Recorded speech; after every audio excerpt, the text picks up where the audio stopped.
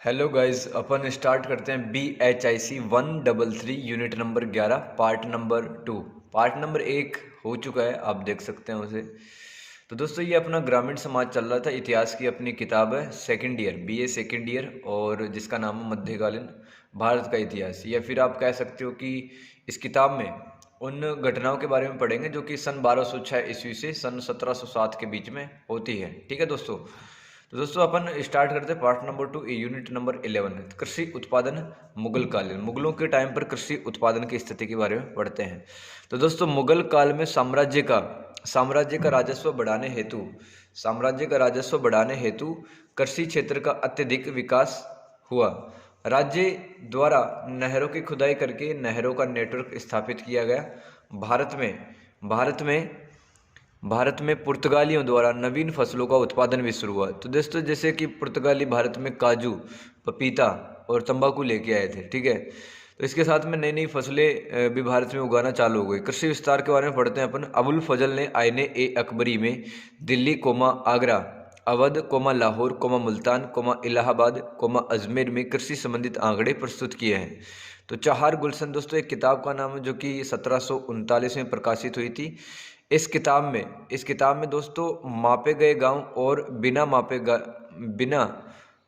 मापे गए गांव की संख्या दी हुई है। इस किताब में कौन सी किताब है? चहार गुलशन नाम की एक किताब है। ठीक है, चहार गुलशन।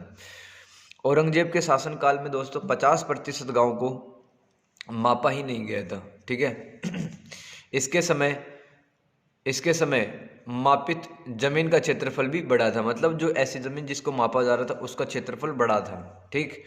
WH मोरलैंड दोस्तों एक इतिहासकार है, WH मोरलैंड। तो उनके अनुसार ये आंकड़े उस क्षेत्र का प्रतिनिधित्व करते हैं जिसमें फसल बोई जाती है। इरफान हबीब के अनुसार कृषि योग्य भूमि जिसमें कुछ बोया नहीं गया हो, इसमें रिहायशी इलाके कोमा झील कोमा तालाब कोमा जंगल को शामिल किया गया होगा। दोस्तों सीरीन मुसवी के अनुसार मापे गए इलाके में 10% खेती योग्य प्रति भूमि भी शामिल थी तथा भूमि का बड़ा हिस्सा मापा नहीं गया था। खरीफ व रबी की फसलों को अलग अलग मापकर दोनों को एक साथ जोड़ा जाता था। तो दोस्तों खरीफ और रबी की फसलों को अलग अलग मापकर दोनों का उत्पादन एक साथ जोड़ा करता था। ठीक है। और देखो आगे चर्चा करते हैं। दोस्तों एक और इतिहासकार है इरफान हबीब।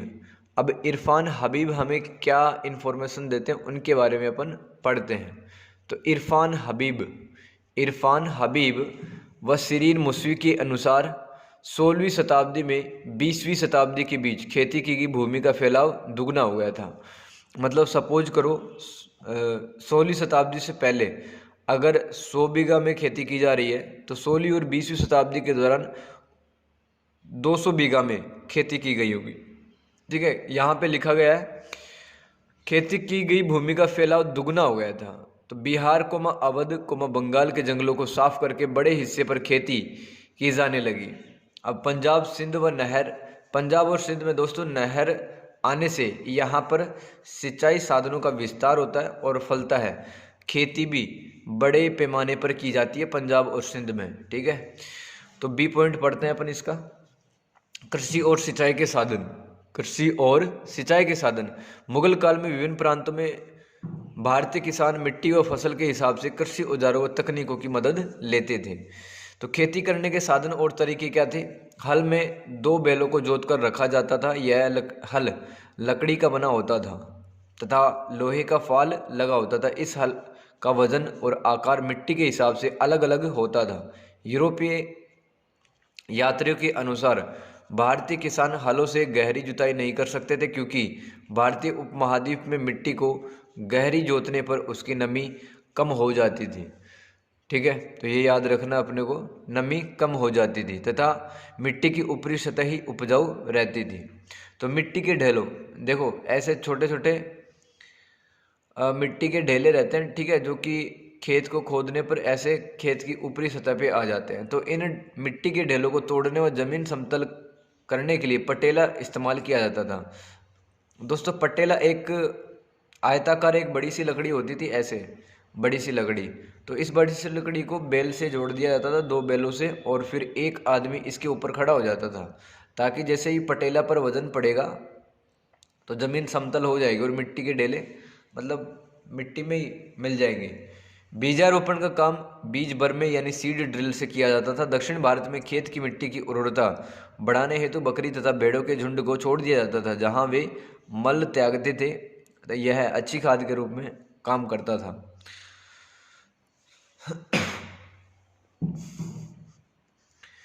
देखो ऐसा कहा जाता है कि अगर 1000 मवेशियों को 1000 बकरी और भेड़ को मतलब 5-6 दिन के लिए भी छोड़ दिया जाए तो दोस्तों कई सालों के लिए वो खेत उर्वर हो जाता था, उसमें कोई खाद देनी नहीं पड़ती थी। तटीय प्रदेशों में मछली की खाद का प्रयोग किया जाता था। तो तटीय प्रदेश से तमिलनाडु के, आंध्र प्रदेश के, यहाँ पर मछली की खाद का प्रयोग किया जाता था। तो देखो और पढ़ते हैं अपन।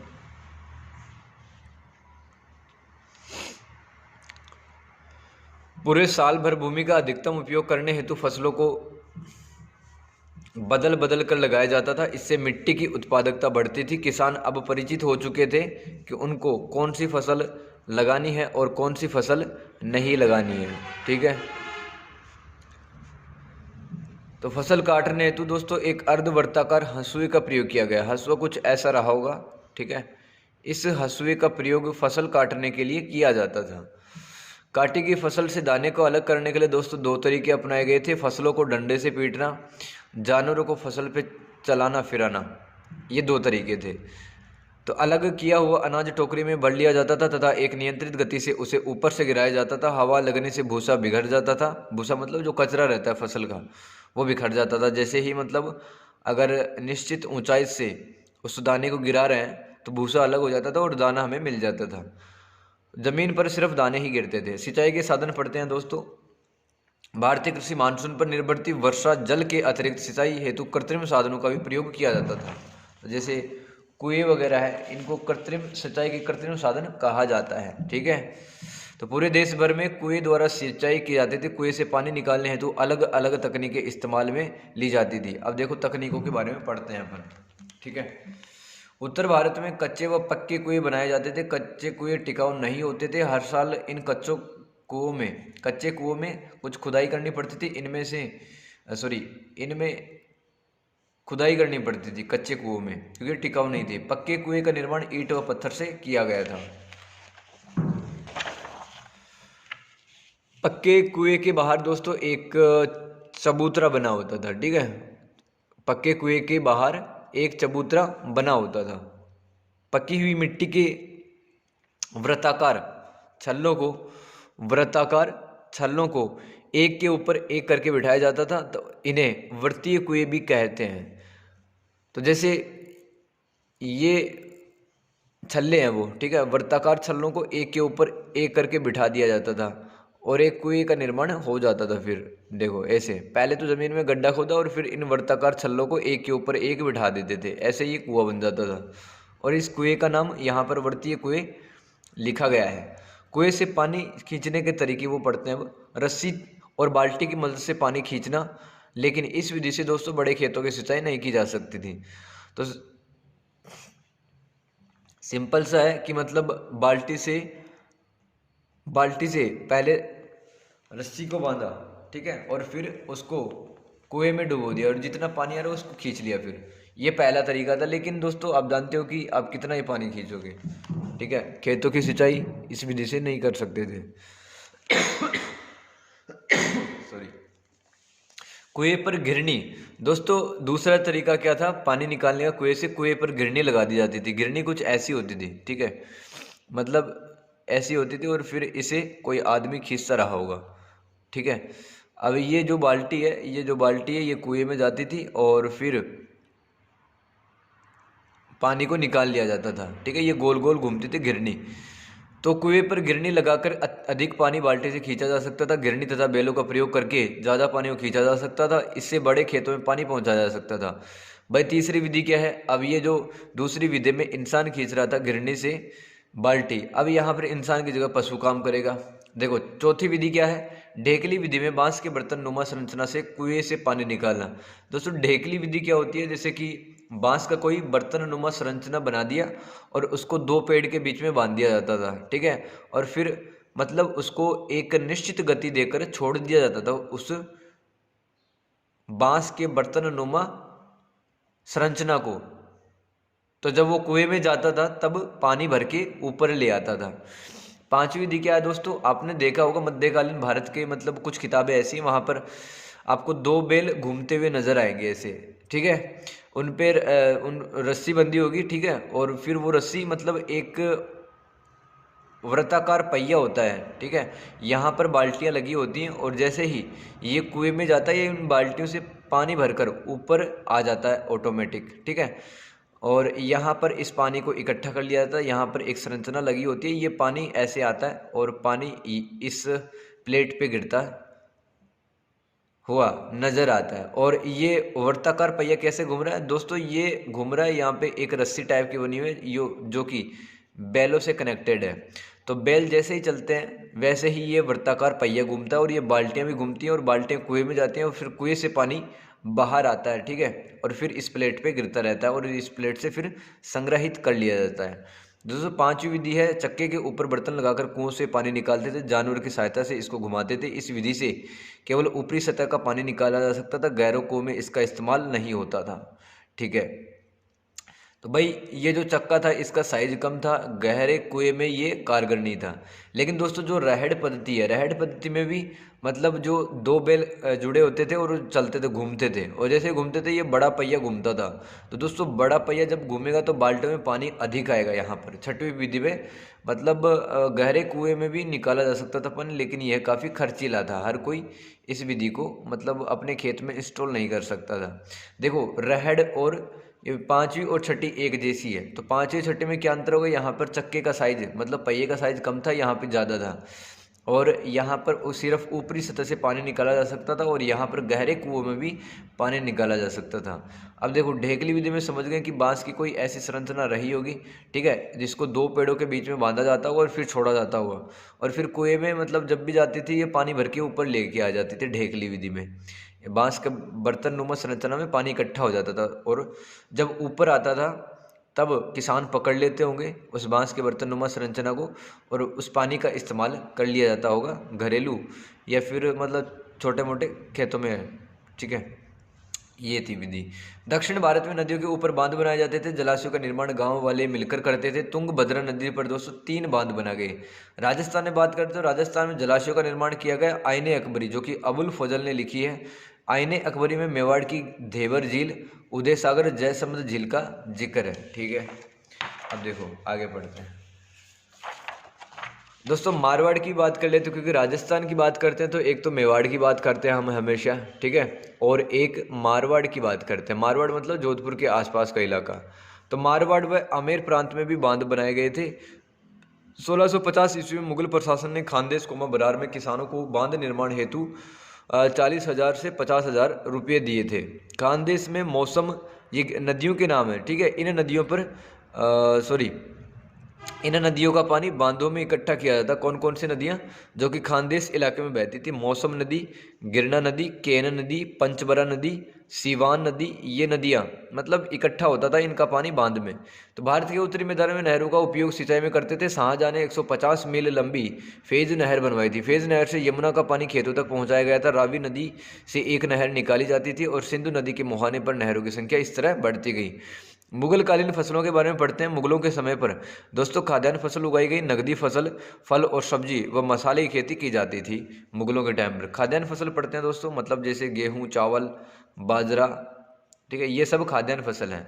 तो उत्तर भारत में खरीफ और रबी की फसल उगाई जाती थी। खरीफ और रबी फसल के बीच एक और फसल उगाई जाती थी। तो जैसे जायद की फसल होती है ना, जायद की फसल कब लगाते हैं अपन?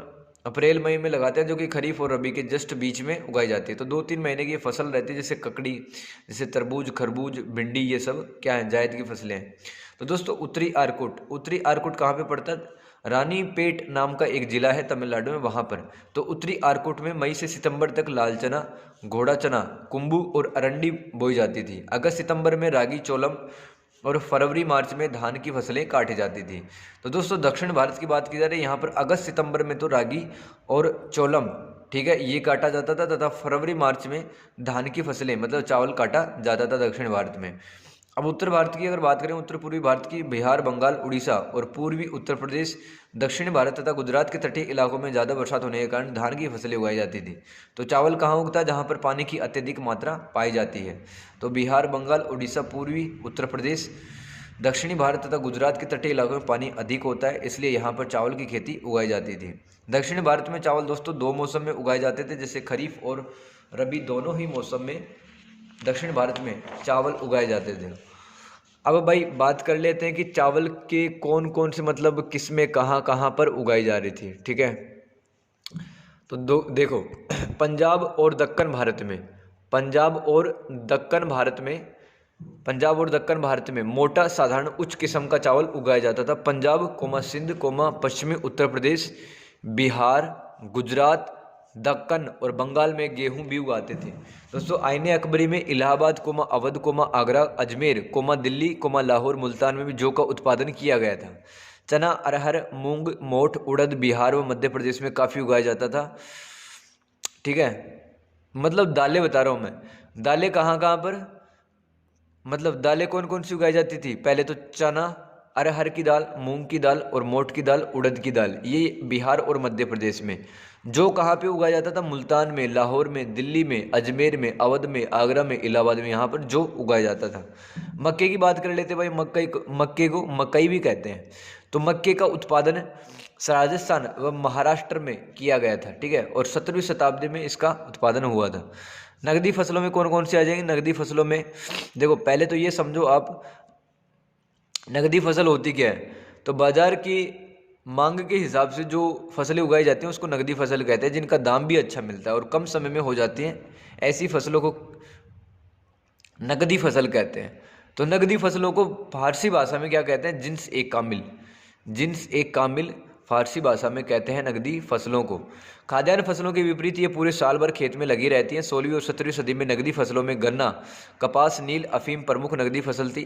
17वीं शताब्दी में विदेशी बाजार में मांग बढ़ी, फलतः वाणिज्यिक गतिविधियाँ भी बढ़ी, अतः किसानों ने नकदी फसलों के उत्पादन में वृद्धि कर दी। आईने अकबरी के अनुसार Agra comma Awadh comma Lahore comma Multan comma Allahabad comma Malwa comma Sindh comma Khandesh और बरार दक्षिण भारत में गन्ना उगाया गया था।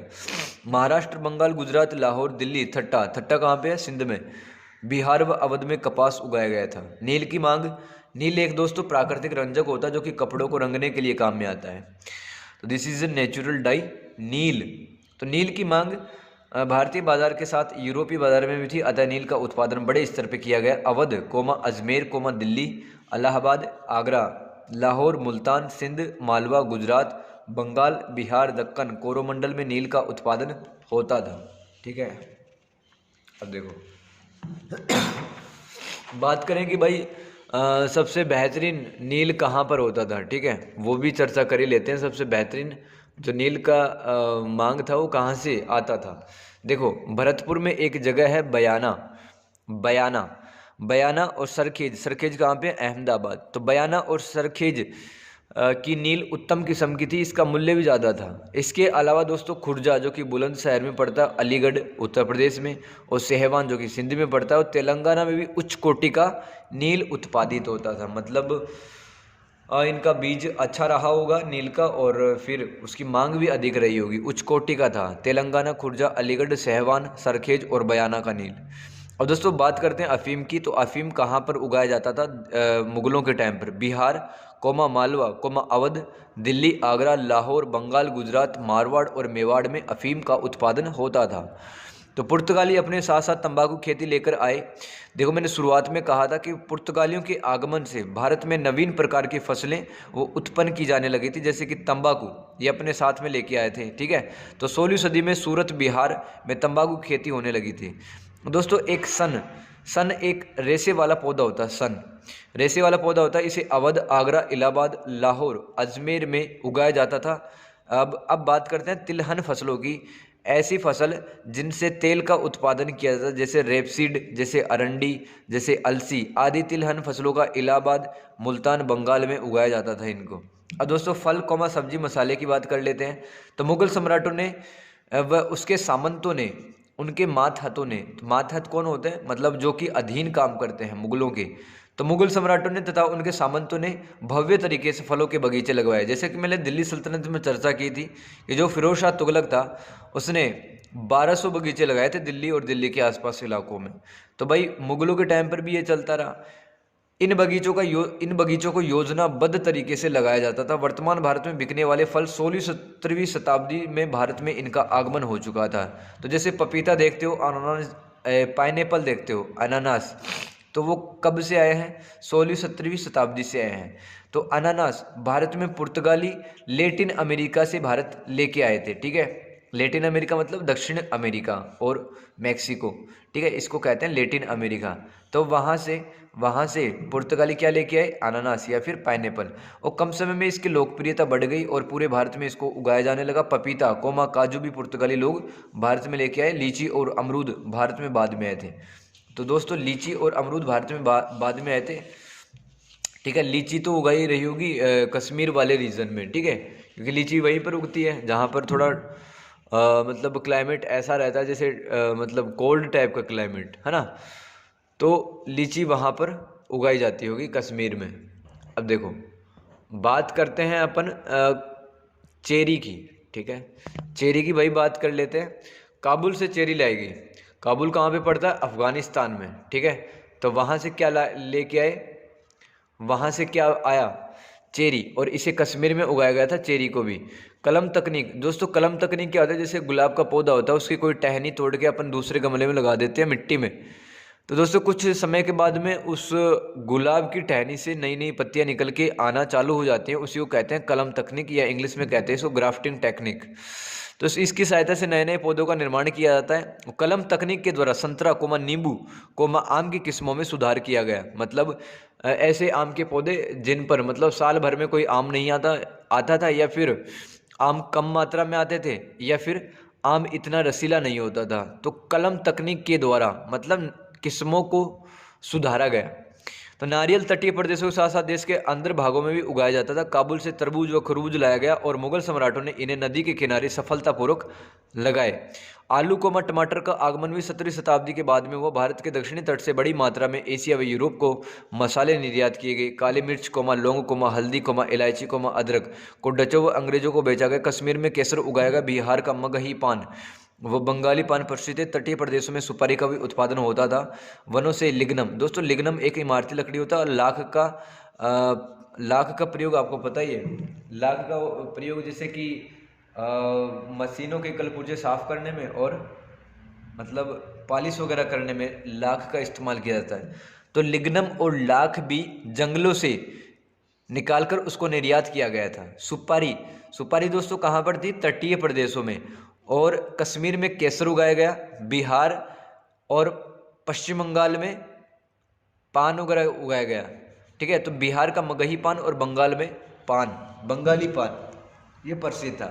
अब बात करते हैं कि मतलब मुगलों के टाइम पर कितनी उत्पादकता और उपज थी, मतलब कितने हिस्से पर कितना अनाज उत्पन्न होता था। तो दोस्तों इतिहासकार श्रीर मुसवी ने मुगल काल में फसल की उत्पादकता और प्रति बीघा उपज पर शोध की है। मतलब एक बीघा में कितना फसल उग रहा था, मतलब उत्पादन कितना होता था, वो पढ़ते हैं। आईने अकबरी में फसल उपज की तालिका व जब्ती प्रांत में, जब्ती प्रांत कौन से थे? जहाँ से मुगल राजस्व वसूला करते थे। अकबर के टाइम पर इसे चालू किया गया था जब्ती व्यवस्था हो। तो जब्ती प्रांत में उगाई जाने वाली फसल की राजस्व दरें उल्लेखित हैं। श्रीर मुसवी ने 16वीं शताब्दी से कुछ आंकड़े प्राप्त किए।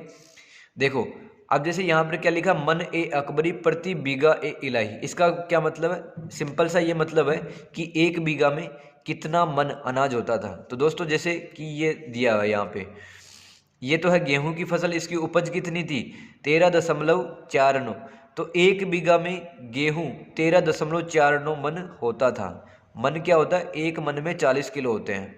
तो भाई ऐसे ही बाजरा एक बीघा में 5.02 मन होता हो। ठीक है, गन्ना भी दे रखा है 11.75 मन एक बीघा में। तो ये प्रति बीघा का डेटा दे रखा मन के हिसाब से। ठीक है, इतना उत्पादन होता था। जैसे कि यहाँ पे लास्ट समझ लो, एक बीघा में कपास का कितना उत्पादन होता था? तो 5.75 मन। ठीक है, अब देखो श्रीर मुसवी ने दोस्तों क्या कहा है। और श्रीर मुसवी ने 16वीं सदी से 19वीं सदी में खाद्यान्न उत्पादन में वृद्धि नहीं। क्या कहा है शिरीन मुसवी ने कि देखो खाद्यान्न फसलें जो थी उनके उत्पादन में कोई वृद्धि नहीं हुई, जबकि नकदी फसलों का उत्पादन बढ़ गया था 16वीं और 19वीं सदी में। पशु और पशुधन के बारे में बात करते हैं, मतलब पशुओं की कैसे सहायता ली जा रही थी। तो भाई हल जोतने व सिंचाई करने में पशुओं की सहायता ली जाती थी। गोबर का उपयोग खाद के रूप में होता था। कुछ किसान दुग्ध उत्पादन हेतु पशुओं को पालते थे। तो दोस्तों मैंने आपको दिल्ली सल्तनत में बताया था कि जंगल काफ़ी दूर में फैले हुए थे, किसानों की संख्या कम थी, जनसंख्या भी कम थी। इसी प्रकार से मुगलों के टाइम पर भी भाई किसान कम थे और प्रति व्यक्ति भूमि अधिक उपलब्ध थी। जनसंख्या कम होगी तो एक इंसान के हिस्से में ज़्यादा जमीन आएगी, राइट। तो पशु हेतु चारागाह भी विशाल भूभाग पर फैले थे, अतः पशु की संख्या ज़्यादा थी। इरफान हबीब के अनुसार आज की तुलना में पशु की संख्या मुगल कालीन समय में ज़्यादा थी। आम आदमी घी व मक्खन का उपयोग करता था। तो आम आदमी घी और मक्खन का उपयोग कब करेगा? जब उसके पास में पशु होंगे। तो भाई बैलों का उपयोग भार ढोने में किया जाता था, वजन उन पर रखा जाता था। बंजारे, दोस्तों बंजारे क्या होते हैं? जो कि मतलब उनका घर नहीं होता और एक जगह से दूसरी जगह घूमते रहते हैं। आज एक रात यहाँ बिताई और फिर कल रात दूसरी जगह पे होंगे, ऐसे घूमते रहते थे, ठीक है। तो भाई घुमंतु समुदाय को बंजारा कहते हैं और ये बंजारों के पास में बड़ी संख्या में भेड़ व बकरी हुआ करती थी, ठीक है। अब देखो आगे बात करते हैं कृषि संबंधों की मुगल कालीन, ये वाला हिस्सा ही पढ़ते हैं अपन। ओके, तो इसमें अपन पढ़ते हैं राजस्व मुक्त भू अनुदान प्राप्त करता। तो इसमें क्या पढ़ेंगे अपन? जैसे कि कुछ लोग होते हैं दोस्तों जिनको ऐसी जमीनें दे दी जाए जिन पर कोई भी राजस्व लागू नहीं होता था, ठीक है। राज्य की तरफ से कोई राजस्व नहीं लिया जाता था उस जमीन से। तो मुगल साम्राज्य में राजस्व मुक्त भू अनुदान, भू का मतलब भूमि, अनुदान का मतलब राज्य की ओर से दी गई विशेष सहायता, राज्य की ओर से किसी आदमी को दी गई विशेष सहायता अनुदान कहलाती है। तो दो प्रकार से यह अनुदान मिलता था। जागीरदारों को वेतन के बदले मतलब कर मुक्त भूमि मिलती थी उनको। धार्मिक व्यक्तियों को, विद्वानों को, साधन विहीन व्यक्तियों को जीवन यापन हेतु दिया गया अनुदान। तो दो प्रकार से राजस्व मुक्त भू अनुदान मिलता था। तो जीवन यापन की सहायता को मदद ए मास कहा जाता था। जैसे सूफी संत, ठीक है, कोई धार्मिक व्यक्ति, तो उसको जो भी राज्य की तरफ से मदद मिलती थी, ठीक है, उसको क्या कहा जाता था? मदद ए मास, मदद ए मास, राइट। अब देखो आगे पढ़ते हैं। धार्मिक व्यक्तियों को अगर सहायता नगद के रूप में दी जाती थी तो इसे वजीफा कहा जाता था। तो मदद ए मास और वजीफा एक ही चीज़ है, ठीक है। तो मदद ए मास, तो वजीफा का क्या मतलब है? अगर किसी व्यक्ति को जमीन वगैरह ना देकर उसको नगद रूप में कुछ सहायता दे दी जाए तो इसको वजीफा कहा जाता था। अब मदद ए मास अनुदान पाने वाले व्यक्ति का भूमि पर कोई अधिकार नहीं होता था। अकबर ने इस प्रकार के अनुदान पर एक लिमिट सेट कर रखी थी, 100 बीघा। एक व्यक्ति को 100 बीघा ही मिल सकती थी। अनुदान प्राप्तकर्ता को पूरे जीवन भर उसे अनुदान मिलता था, जिसको भी अनुदान मिल चुका है, ठीक है सॉरी। और उसकी मृत्यु के बाद में उसके उत्तराधिकारी अनुदान के नवीनीकरण के लिए आवेदन कर सकते हैं। जैसे कि आज अपन लाइसेंस को रिन्यू कराते हैं, कोई डॉक्यूमेंट को रिन्यू कराते हैं वापस से, वैसे ही जैसे कि एक अनुदान प्राप्त करता मर गया, ठीक है, उसके बाद में जो उसके बेटे हैं, पोते हैं, वो फिर उस डॉक्यूमेंट को, सर्टिफिकेट को नवीनीकरण करवाएंगे और वापस से उसी अनुदान को प्राप्त कर सकेंगे। तो जहांगीर ने उत्तराधिकारी को उतना ही भू अनुदान दिया जितना पहले अनुदानकर्ता को मिला करता था, कोई कटौती नहीं की। लेकिन दोस्तों शाहजहां ने उत्तराधिकारी को मिलने वाले अनुदान की सीमा 30 बीघा कर दी और औरंगजेब ने 20 बीघा कर दी, ठीक है भाई, इतना कम कर दिया। औरंगजेब ने अपने शासनकाल के 30वें वर्ष में सारे अनुदानों को आनुवंशिक कर दिया। इसके शासनकाल के अंतिम वर्षों में अनुदान प्राप्तकर्ता जमीन को खरीदने, बेचने व हस्तांतरित करने लगे थे। अकबर के शासनकाल में इस प्रकार के अनुदानों का राजस्व कुल अनुमानित राजस्व के 5.84% से ही नीचे होता था। अकबर के शासनकाल में, मतलब इसका शासनकाल 1605 से लेकर 1556 है, 1556 से लेकर 1605, ये इसका अकबर का शासनकाल है, ठीक है। तो क्या कहा जा रहा है? अकबर के शासनकाल में इस प्रकार के अनुदानों का राजस्व, कुल अनुमानित राजस्व के 5.84% से नीचे होता था। ठीक है भाई, ये कहा जा रहा है यहाँ पे। ये अनुदान दिल्ली और इलाहाबाद के इलाकों में अधिक थे। इस प्रकार के अनुदान जो कि धार्मिक व्यक्तियों को, सूफी संतों को ये दिए जाते थे। तो 70% मदद ए मास, मतलब ऐसे व्यक्ति जिसको भू राजस्व मुक्त अगर कोई जमीन मिल रही है तो ऐसी मदद, ठीक है, ऐसी जमीन वो कहाँ पर होती थी अधिकतर? 70% ऐसी जमीनें गैर मुस्लिम जमींदारों के क्षेत्र में होती थी। धार्मिक मकबरों, कोमा समाधि, कोमा मदरसों आदि के रख रखाव हेतु जमीनों का कुछ राजस्व स्थायी रूप से निश्चित कर दिया जाता था और ऐसे अनुदान जागीरदार भी दे सकता था। मदद ए मास अनुदान की सहायता से बंजर भूमि को विकसित करने में भी मदद मिली थी। राइट, अब देखो, अब पढ़ते हैं अनुदान प्राप्तकर्ता। ठीक है, देखो अनुदान शुरू में जिसको अनुदान दिए जाते रहे होंगे तो मतलब एक टाइम ऐसा रहा होगा कि इनकी धार्मिक और आर्थिक स्थिति काफ़ी बढ़ गई होगी। ठीक है, काफ़ी बढ़ गई होगी और फिर इन लोगों को भी मतलब हो सकता है ऐसे प्राउड फीलिंग आई होगी कि अभी तो हमारे पास में काफ़ी सारी ज़मीनें हैं। तो दोस्तों कुछ अनुदान प्राप्त करता मतलब कोशिश करने लगे कि वो जमींदारी अधिकारी प्राप्त कर ले, जमींदारी अधिकारों को प्राप्त कर ले। तो अंत में कुछ छोटे जमींदार भी बन गए, कुछ अनुदान प्राप्त करता। अब जमींदार के बारे में पढ़ते हैं भाई, जमींदार कौन व्यक्ति थे। ठीक है, देखो मुगल कालीन कृषि संरचना में जमींदारों का महत्वपूर्ण स्थान था। जमींदार मुगल साम्राज्य के प्रत्येक हिस्से में फैले हुए थे। जमींदार का मतलब होता है जमीन, दो शब्दों से मिलकर बना है जमींदार, जमीन प्लस दार, दार का मतलब होता है ग्रहण करता। तो मुगल काल से पहले जमींदार को इलाके का प्रधान माना जाता था। ये अपने क्षेत्र के किसानों से राजस्व वसूलते थे और इनको दुआब में खोत व मुकद्दम कहा जाता था। जमींदारों को दोआब वाले इलाके में, मतलब दिल्ली के पास में जो यमुना बहती है उसके इलाकों में खोत व मुकद्दम कहा जाता था। जमींदारों को अवध में 17वीं और 20वीं और राजस्थान में इन जमींदारों को भोगिया कहा जाता था और गुजरात में बंट कहा जाता था।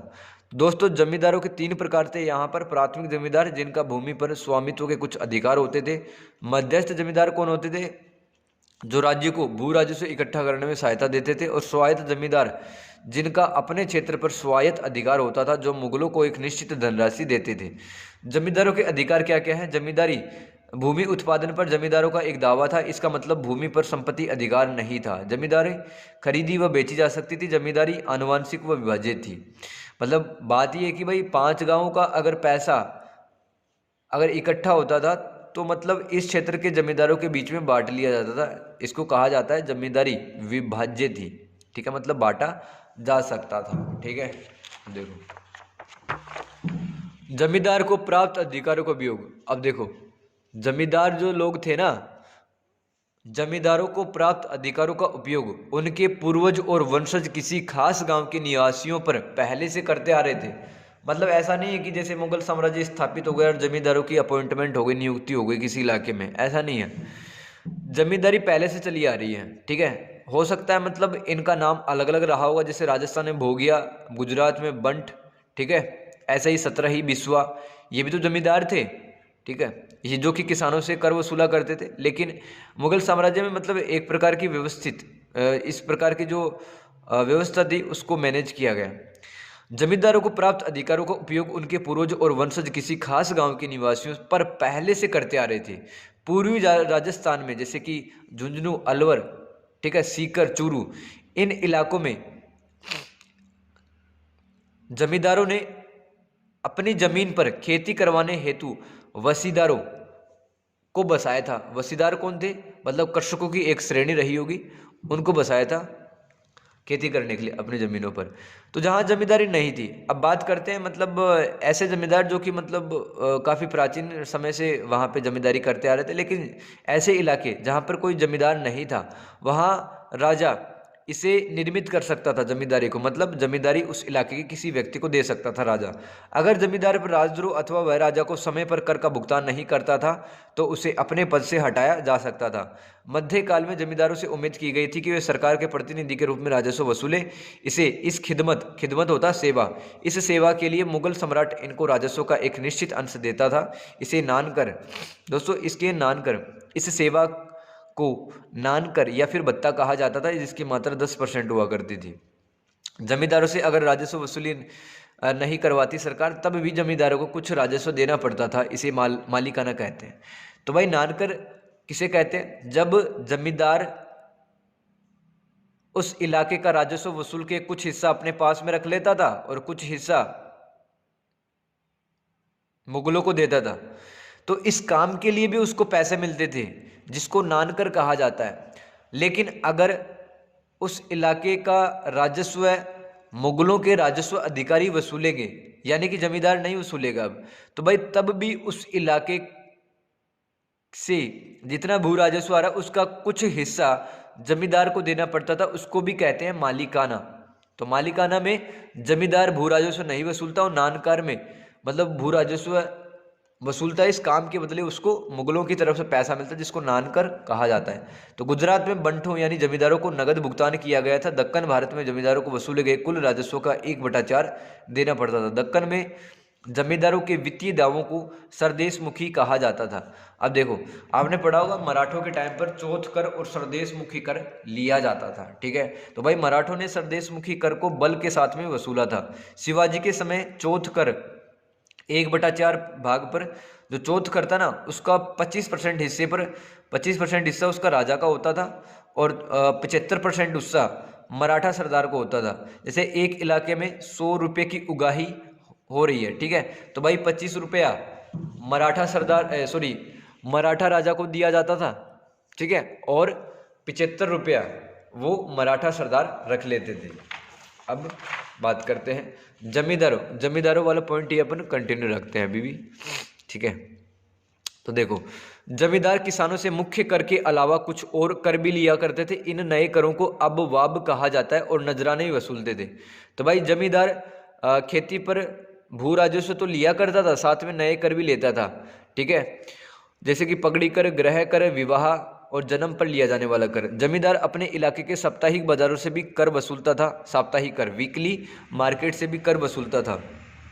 इन उपकर मतलब मुख्य कर के अलावा लगाए जाने वाला अन्य प्रकार का जो कर है वो उपकर कहलाता था। तो इन उपकरों से प्राप्त राशि भू राजस्व से कम होती थी। मुगल शासन की कोशिश रहती थी कि जमींदारों को केवल वसूल करता बनाए रखा जाए। स्थानीय शासक राजा, राव, राणा, ठीक है, या रावत बिना किसी हस्तक्षेप के ही शासन किया करते थे। इन्हें केवल राजा को नजराने के रूप में एक निश्चित राशि देनी पड़ती थी। वे किसानों से जितना वसूल करते थे उसका एक खास हिस्सा शासक को दिया करते थे और शेष राजस्व पर उनका अधिकार होता था। इरफान हबीब के अनुसार जमींदार और स्वायत्त सरदारों के बीच का अंतर केंद्रीय शक्ति से उनके संबंधों पर आधारित था। अब देखो, एक तो यहाँ पर जमींदार आ चुका है, एक स्वायत्त सरदार है। तो भाई जमींदारों पर तो प्रत्यक्ष नियंत्रण होता था मुगलों का, लेकिन जो स्वायत्त सरदार थे ना, जो राजस्थान और मालवा के इलाके में राज किया करते थे, जैसे राजा, राव, राणा, रावत, ये राज करते थे राजस्थान और मालवा के इलाकों में, राइट। तो भाई इनके आंतरिक प्रशासन में जब ये राज किया करते थे तब मुगल इनके डेली कामों में मतलब हस्तक्षेप नहीं करते थे, कोई इंटरफेयर नहीं करते थे। लेकिन ये समय समय पर कुछ नजराना वगैरह चुकाया करते थे, क्योंकि मुगलों के अधीन ये आया करते थे। लेकिन शासन ये स्वतंत्र रूप से करते थे अपने इलाकों में, जैसे राजा, राव, राणा, रावत, बिल्कुल ठीक है। तो जमींदारों की सैन्य शक्ति के बारे में बात करते हैं। इनके पास में सेना किस हिसाब से रही होगी? इनके पास अपनी पैदल सेना और घुड़सवार सेना होती थी। सेना की सहायता से वे किसानों से राजस्व वसूलते थे और सभी जमींदारों के पास में छोटे बड़े किले हुआ करते थे। आईने अकबरी के अनुसार जमींदारों की सेना में 44 लाख से ज़्यादा सिपाही थे। बंगाल में उनके पास में हजारों नाव थी। चौधरी की बात करते हैं। कुछ जमींदारों को चौधरी की उपाधि दी गई। यह परगना का मुख्य राजस्व वसूल करता होता था। तो दोस्तों, चौधरी थोड़ा ताकतवर व्यक्ति होता था। अब देखो, चौधरी छोटे जमींदारों से भी कर वसूल सकता था। चौधरी छोटे जमींदारों से भी कर वसूल सकता था, ठीक है। तो भाई चौधरियों को वसूले गए कर के अतिरिक्त भी अलग से भी हिस्सा मिलता था। इस हिस्से को चौधराई कहते थे। चौधराई कुल वसूले गए राजस्व का 2.5% होता था। अब चौधरी की नियुक्ति कौन करता है? राज्य। जबकि जमींदारों को मतलब उनकी जमींदारी पूर्वजों से मिली थी, लेकिन चौधरी को यहाँ पर ज्वाइनिंग लेटर कौन देगा? राज्य देगा, ठीक है। अन्य महत्वपूर्ण वर्ग में देखते हैं कौन कौन थे। प्रत्येक गांव में आनुवंशिक पदाधिकारी होते थे। इन्हें गांव के मुखिया के तौर पे जाना जाता है। तो कुछ ऐसे लोग जो कि मतलब आनुवंशिक तरीके से वहां पर काम किया करते थे, उनको मुखिया के तौर पे जाना जाता है। दक्कन भारत में इसको पटेल कहा गया। इनका कार्य राजस्व वसूल करना और कानून व्यवस्था देखना होता था। तो भाई मुखिया का काम क्या था? राजस्व वसूल करना और गांव की कानून व्यवस्था देखना। इनको काम के बदले राजस्व मुक्त भूमि अथवा नगद धन मिलता था। इसके अलावा इनको किसानों से उपज का कुछ हिस्सा लेने का भी अधिकार था। ग्रामीण लेखपाल व मुकद्दम मिलकर गांव के किसानों से कर वसूलते थे। उत्तर भारत में लेखपाल को पटवारी व दक्कन भारत में कुलकर्णी के नाम से माना जाता है। जो आज पटवारी कहते हैं ना, जो जमीनों को नापता है, जमीनों का हिसाब किताब रखता है, तो दक्कन भारत में इसको कुलकर्णी के नाम से जाना जाता था। तो पटवारी किसानों से वसूले गए राजस्व और राज्य को दिए गए राजस्व का लेखा जोखा तैयार करता था। इन आंकड़ों से राजस्व विभाग किसानों के राजस्व चुकाने का सामर्थ्य पता लगाता था व इससे गांव पर कुल भू राजस्व निर्धारित करने में सहायता मिलती थी। अब ये जो बही खाता जो तैयार करता ना पटवारी, तो इससे राजस्व विभाग उस रजिस्टर को देखता था, उस बही खाते को देखकर पता लगाता था कौन किसान कितना कर दे सकता है और किस गांव पर कितना भू राजस्व निर्धारित करना चाहिए। उस रजिस्टर से सहायता मिलती थी। तो पटवारी को भी काम के बदले भू राजस्व मुक्त भूमि, कभी कभी तो राजस्व में नगद हिस्सा भी मिलता था। गांव के मुखिया की अपेक्षा दोस्तों पटवारी का भत्ता कम था, मतलब इसको सैलरी कम थी, मुखिया की सैलरी ज़्यादा थी। मुकद्दम व पटवारी का पद आनुवांशिक था। तो दोस्तों आई होप आपको बहुत सारी चीज़ें समझ में आएंगी। मिलते हैं नेक्स्ट क्लास में, तब तक के लिए गुड बाय।